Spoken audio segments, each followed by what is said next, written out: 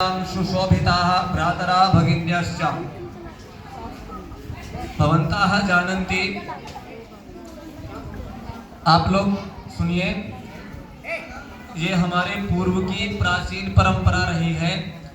आज हम संस्कृत सप्ताह और संस्कृत दिवस के उपलक्ष्य में इस राष्ट्रीय वटवृक्ष की छाया में सभी लोग बैठे हुए हैं।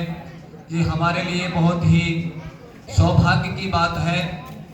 हमने भी अध्ययन किया है गुरुकुल में, लेकिन वटवृक्ष की छाया का आनंद नहीं मिला। आपके विद्यालय में दिन प्रतिदिन भोजन, अध्यापन, प्रार्थना, वंदना इत्यादि इस वटवृक्ष के नीचे हो रही है। वस्तुतः वटवृक्ष की एक महती विशेषता है। हमारे प्राचीन काल में ऋषि जो हमारे मुनि थे, वो नदियों के तट पर वटवृक्ष के नीचे ही साधना किया करते थे।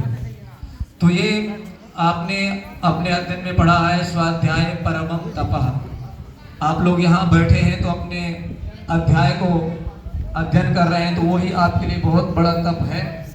और विशेष बात यह है कि प्राचीन काल की जो हमारी परंपरा है, गुरुकुल परंपरा, जब अंग्रेजी आक्रांताओं का यहाँ पर भारत में आधिपत्य हुआ तो मेघालय ने 4,32,000 गुरुकुलों को नष्ट करने का आदेश पारित किया।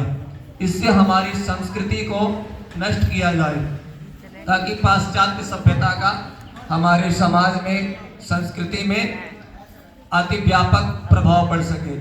और उन्होंने 4,32,000 गुरुकुलों को नष्ट कर दिया।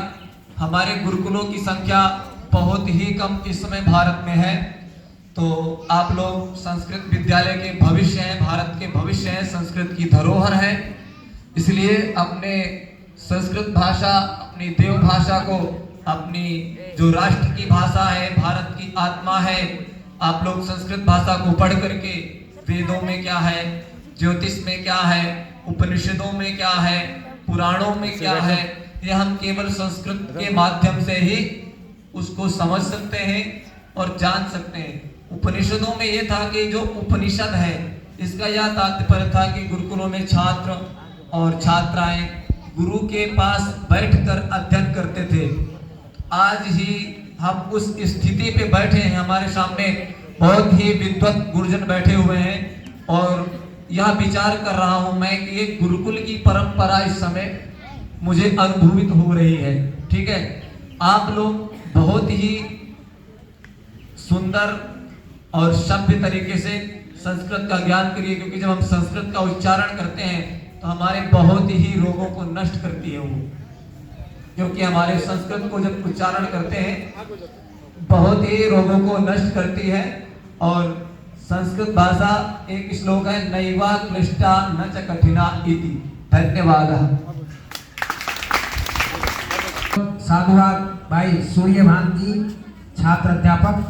एक अच्छी प्रतिभा है आप में और आपने वास्तव में गुरुकुल में रह करके बहुत ही गहनता से अध्ययन किया है।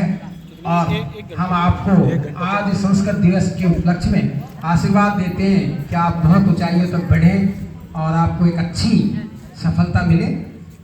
कार्यक्रम में आगे बढ़ाते हुए